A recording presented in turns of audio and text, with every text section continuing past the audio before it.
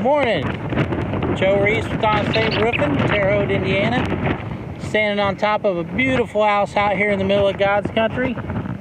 Beautiful wide open scenery. And what we got here is a very common problem. You can see at this roof right here, you got some buckles and some growth and waves. Now the trouble is that this roof appears to be in good condition. Physically, it looks fine appearance-wise. However, this roof is only about 6 years old.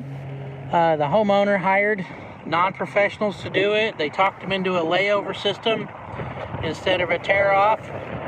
And here we are 6 years later, taking off a perfectly good roof because the one underneath of it is failing and the house is full of leaks and water.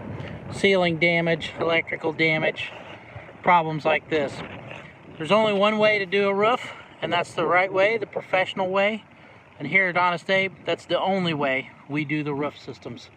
So even if your roof looks in good condition, but you have questions, you have brown marks on your ceilings, feel free to call us at the number below. Go online, register online, get us out there, take a look at this. You never know what your house is hiding from you.